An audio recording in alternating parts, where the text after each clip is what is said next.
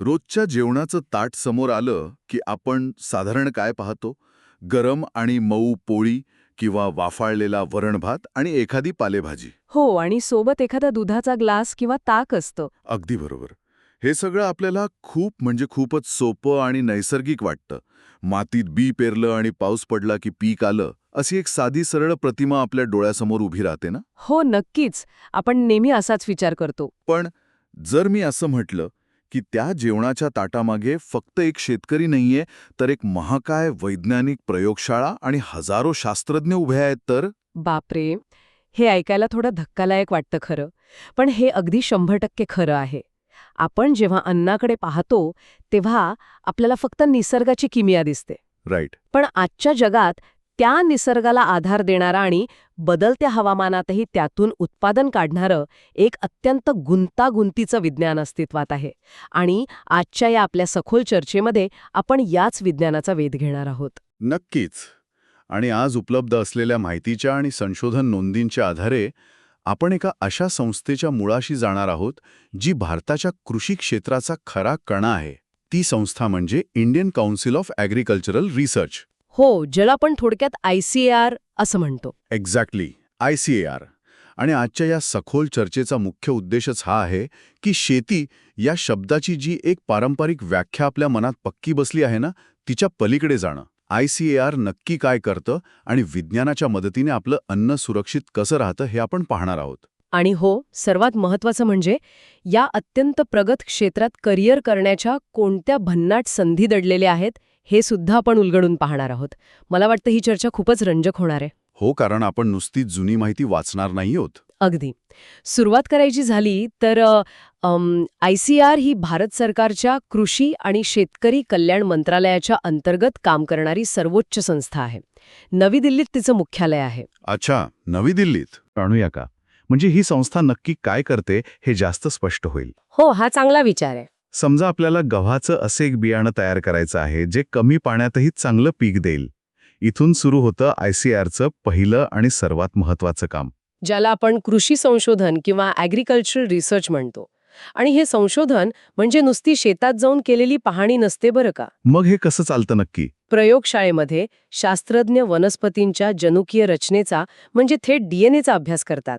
दुष्काळात तगर धरू शकणाऱ्या एखाद्या रानटी वाणाचे गुणधर्म आणि जास्त उत्पन्न देणाऱ्या वाणाचे गुणधर्म यांचा मेळ कसा घालता येईल यावर तिथे मायक्रोस्कोप खाली काम चालतं. बापरे, म्हणजे हे अत्यंत किचकट आणि संयमाचं काम असणार. हो ना. रोगप्रतिकारक वाण विकसित करणं किंवा जमिनीचा पोत सुधारणं या सगळ्यावर तिथेच विचारमंथन होतं. पण मला एक सांगा, हे संशोधन करण्यासाठी हुशार डोक्यांची गरज असते ना?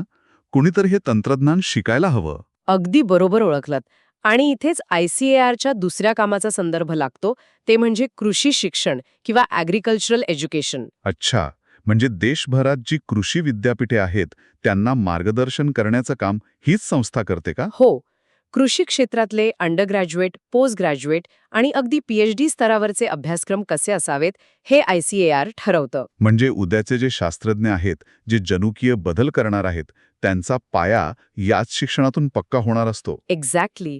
विज्ञानाच्या अद्ययावत प्रगतीनुसार हे अभ्यासक्रम सतत अपडेट केले जातात तिथे. बर, आता आपण एक परिस्थिती विचारात घेऊ.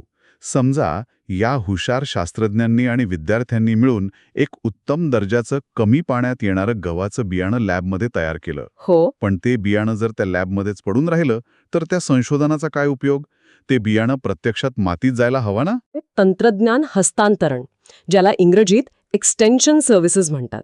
म्हणजे हे ते लॅब टू लँड असं काहीसं आहे का? प्रयोगशाळेतून शेतापर्यंतचा प्रवास. अगदी तेच.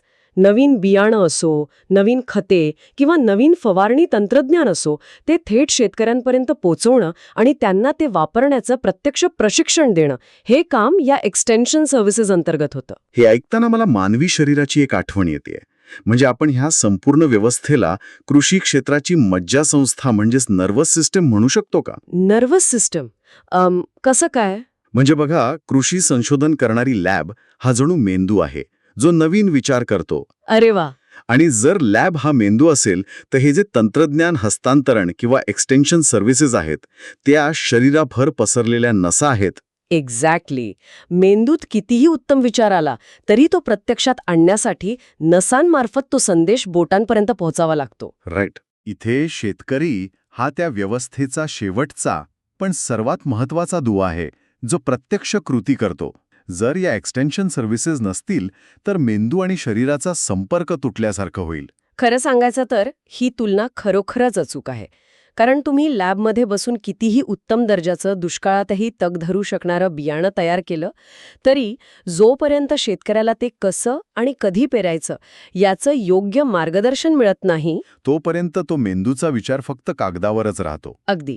म्हणूनच हे एक्सटेन्शनचं जाळं अत्यंत मजबूत असणं गरजेचं असतं. आणि या सगळ्या प्रवासात अजून एक गोष्ट आहे जी आपण बऱ्याचदा विसरतो. कोणती? म्हणजे शेती म्हटलं की आपल्या डोळ्यासमोर फक्त पीक येतं. पण ICARच्या नोंदी पाहिल्या तर त्यांचं चौथं मुख्य कार्य पशुपालन आणि मत्स्यपालन विकासावर केंद्रित आहे. Animal husbandry and fisheries. हो, हे खूपच महत्वाचं आहे. कारण भारतासारख्या देशात शेतकऱ्याचं अर्थकारण फक्त पावसावर आणि पिकांवर अवलंबून ठेवून चालत नाही. हो, निसर्गाचा लहरीपणा कधीही धोका देऊ शकतो. म्हणूनच अशा वेळी दुग्धव्यवसाय, कुक्कुटपालन किंवा मत्स्यपालन हे त्यांना एक भक्कम आर्थिक जोड देतात. आणि आपण अन्नाच्या बाबतीत विचार केला तर अन्न सुरक्षा किंवा फूड सिक्युरिटी म्हणजे फक्त पोट भरणं नव्हे, राईट. योग्य पोषण मिळणं हे पण आहेच. हो ना. दूध, अंडी आणि माशांमधून मिळणारी प्रथिनांची सुरक्षा यातूनच साध्य होते. 100%. गाई, म्हशींच्या दुधात फॅट्सचं प्रमाण कसं वाढवता येईल किंवा पोल्ट्रीमध्ये कोंबड्यांना होणारे आजार कसे रोखता येतील यावरही ICAR तितक्याच ताकदीने संशोधन करतं. म्हणजे पिकांसोबतच पशुधन हा देखील त्यांच्या संशोधनाचा एक अविभाज्य भाग आहे तर. हो, अगदी. आणि माशांच्या पैदाशीसाठी कोणतं तंत्रज्ञान वापरता येईल हे सुद्धा ते पाहतात. हे सगळं ऐकल्यावर एक प्रचंड मोठा आवाका समोर येतोय. म्हणजे आपण मगाशी म्हटल्याप्रमाणे मेंदू एका ठिकाणी आहे आणि नसा देशभर पसरल्या आहेत. हो, बरोबर. पण हा मेंदू नक्की कुठे बसून विचार करतोय? इथून आपण ICARच्या त्या विशाल जाळ्याकडे वळतो. कारण नोंदी सांगतायत की संपूर्ण भारतभरात ICARच्या अंतर्गत तब्बल 100पेक्षा जास्त संशोधन संस्था आणि केंद्र कार्यरत आहेत. हो, 100पेक्षा जास्त. हे काही एका इमारतीत चालणारं काम नाहीये. बापरे, 100! म्हणजे याचा पसारा खूपच मोठा आहे. काही विशेष उदाहरणे सांगता येतील का? नक्कीच. नवी दिल्लीचं इंडियन ॲग्रिकल्चरल रिसर्च इन्स्टिट्यूट, ज्याला आपण पुसा इन्स्टिट्यूट म्हणूनही ओळखतो. दुसरा म्हणजे कर्नालमधील नॅशनल डेअरी रिसर्च इन्स्टिट्यूट, ज्याला NDRI म्हणतात. अच्छा, NDRI. आणि कोची येथील central marine fisheries research institute किंवा CMFRI. आता हे पाहिल्यावर साहजिकच एक प्रश्न निर्माण होतो माझ्या मनात. एखाद्या विशाल साम्राज्यासारखा हा पसारा आहे. पण NDRI हे फक्त डेअरीसाठी किंवा CMFRI हे फक्त मत्स्यपालनासाठी अशा विशिष्ट क्षेत्रांसाठी स्वतंत्र संस्था असण्याचा फायदा काय? खूप चांगला प्रश्न आहे हा. म्हणजे प्रशासकीयदृष्ट्या विचार केला तर एकाच मोठ्या छताखाली, समजा दिल्लीतच, हे सर्व संशोधन करण्याऐवजी असं विकेंद्रीकरण किंवा डिसेंट्रलायझेशन का केलं असावं? यामागे भारताचा भूगोल आणि हवामान हे सर्वात मोठं कारण आहे. हे बघा, भारत हा काही एक छोटा किंवा एकसमान हवामान असलेला देश नाही. हो, ते तर आहेच. आपण जर काश्मीरमधली बर्फाळ थंडी पाहिली किंवा राजस्थानमधलं कोरडं वाळवंट, महाराष्ट्रातल्या काळ्या मातीचा पट्टा आणि केरळची दमट किनारपट्टी पाहिली तर लक्षात येतं की इथली माती, हवामान आणि पाण्याची पातळी पूर्णपणे वेगळी आहे. एक्झॅक्टली. म्हणजेच एका राज्यात चालणारं तंत्रज्ञान किंवा संशोधन दुसऱ्या राज्यात चालेलच असं अजिबात नाही. अच्छा, म्हणजे सफरचंदावर संशोधन करणारी संस्था जर चेन्नईत उभारली तर काय उपयोग होणार? हो ना. तिथल्या दमट हवेत सफरचंद कसं उगवेल? म्हणूनच हे विकेंद्रीकरण खूप आवश्यक आहे. राईट. उदाहरणार्थ आपण CMFRI कडे पाहू. ही संस्था किनारपट्टीवरील मासेमारी आणि समुद्राच्या पाण्याचे तापमान बदलल्यामुळे माशांच्या प्रजननावर होणारा परिणाम यावर सखोल लक्ष केंद्रित करते. हे काम दिल्लीत बसून होऊच शकत नाही. आणि NDRIचं कामही तसंच विशिष्ट आहे ना? ते फक्त दूध काढण्यापुरतं मर्यादित नक्कीच नसणार. अजिबात नाही. NDRI मध्ये भारतीय गाई म्हशींच्या जनुकीय प्रजातींवर अभ्यास होतो. कोणत्या प्रकारच्या चाऱ्यामुळे दुधाची गुणवत्ता वाढेल किंवा उष्ण वातावरणात तग धरणाऱ्या डेअरी प्रजाती कशा विकसित करायच्या यावर तिथे संशोधन चालतं. म्हणजे थोडक्यात सांगायचं तर या 100हून अधिक संस्थांमुळे प्रत्येक भौगोलिक आणि कृषी क्षेत्राला न्याय मिळतो. हो, मातीच्या प्रत्येक कणाचा आणि हवामानाचा प्रत्येक बदलाचा बारकाईनं अभ्यास होतो तिथे. आणि पर्यायाने देशाची अन्न सुरक्षा अधिक मजबूत आणि सर्वसमावेशक होते. याचा अर्थ असा की आपण जे अन्न खातो ते एका अत्यंत सुनियोजित, शास्त्रशुद्ध आणि भारतभर पसरलेल्या व्यवस्थेतून आपल्यापर्यंत पोहोचतं. अगदी 100%.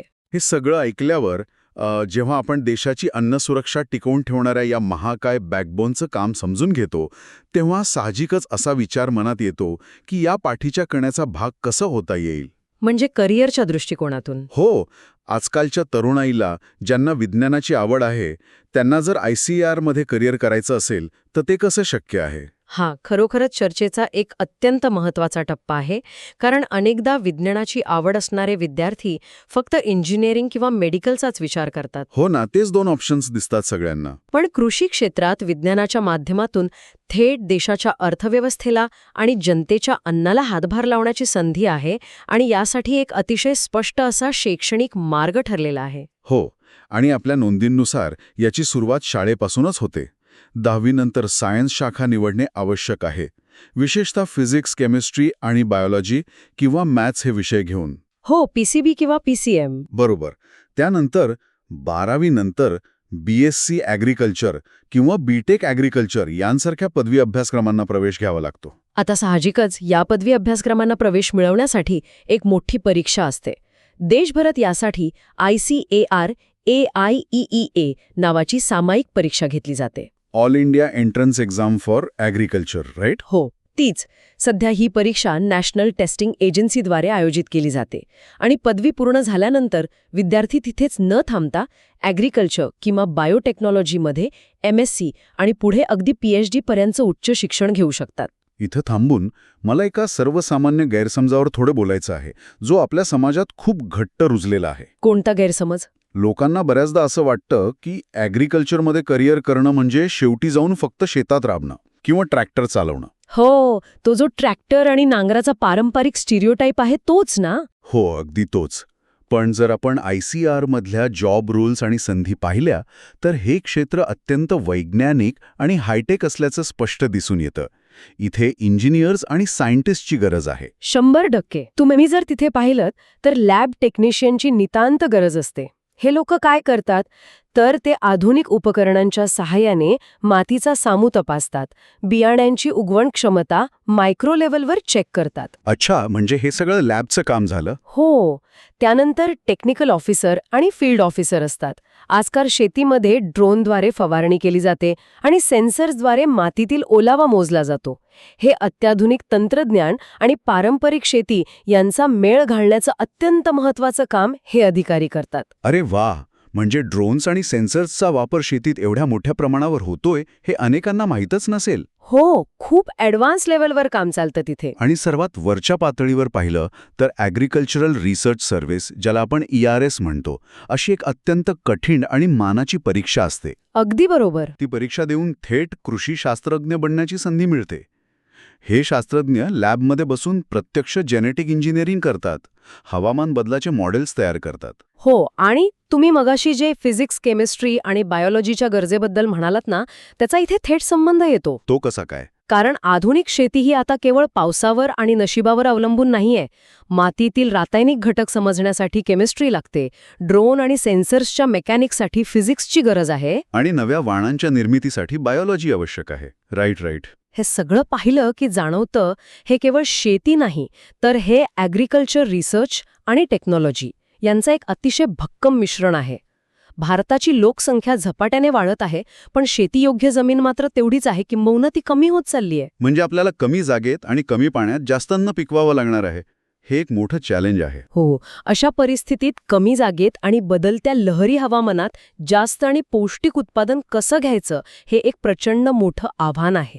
शेतकऱ्यांचं उत्पन्न वाढवायचे असेल आणि हे आधुनिक तंत्रज्ञान विकसित करायचे असेल तर त्यासाठी कुशाग्र बुद्धिमत्तेच्या शास्त्रज्ञांची नितांत आवश्यकता आहे. आणि ICAR नेमकी हीच जागा भरून काढते तर. अगदी.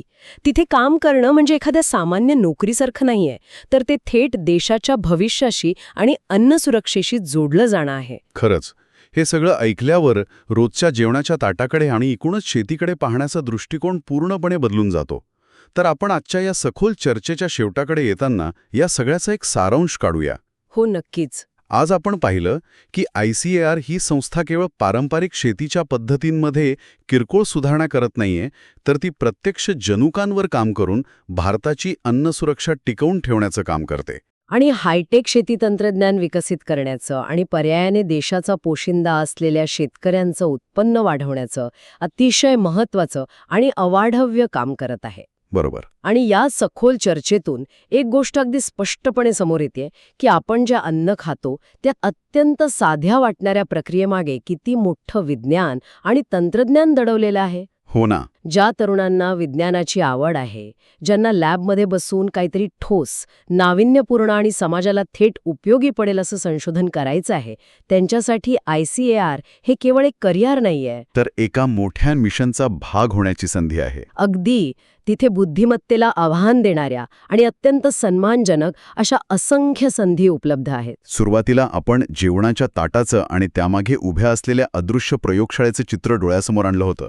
तोच मेंदू आणि तीच मज्जासंस्था जी अन्नाचा पुरवठा देशभरात सुरळीत ठेवते, हे सगळं चित्र आता खूप स्पष्ट झालंय. हो, एकदम क्लिअर झालंय. पण जाता जाता या उपलब्ध माहितीच्या आणि नोंदींच्या पलीकडे जाऊन एका अशा वास्तवावर विचार करणं गरजेचं वाटतंय, जे उद्याच्या जगाचं सर्वात मोठं संकट असणार आहे. मला वाटतं आपण हवामान बदलाकडे म्हणजे क्लायमेट चेंजकडे निर्देश करत आहात, बरोबर? एक्झॅक्टली. आज ICAR कीड प्रतिबंधक आणि रोग प्रतिकारक वाण विकसित करत आहे. ही खूप मोठी अचीवमेंट आहे. पण ज्या भयानक वेगाने ग्लोबल वॉर्मिंग वाढत आहे आणि पावसाचे ऋतू अनिश्चित होत आहेत. हो, ते तर आपण आताही अनुभवतोय. समजा उद्या पारंपरिक शेती करणं आजच्यापेक्षाही कित्येक पटींनी कठीण होऊन बसलं तर काय? बापरे, हा विचार खरोखरच अंगावर काटा आणणार आहे. कारण जेव्हा उन्हाळ्यातलं तापमान 50°C पुढे जाईल किंवा पावसाळा अक्षरशः गायब होईल, तेव्हा आजची पिकं तग धरू शकणार नाहीत. म्हणूनच येत्या 50 वर्षात ICARच्या या भविष्यातील शास्त्रज्ञांना कोणत्या प्रकारच्या एक्स्ट्रीम वेदर पिकांचा शोध लावावा लागेल? हा खरंच विचार करण्यासारखा प्रश्न आहे. अशी पिकं जी कदाचित 50 अंशांच्या वाळवंटासारख्या तापमानातही जिवंत राहतील किंवा अगदी थेंबभर पाण्यातही भरघोस उत्पादन देतील. या बदलत्या आणि काहीशा धडकी भरवणाऱ्या भविष्यातील शेतीचं स्वरूप नक्की कसं असेल यावर एक विचार नक्की करण्यासारखा आहे. हो, अगदी. कारण आपल्या ताटातलं अन्न शेवटी याच भविष्यातील संशोधनावर अवलंबून असणार आहे.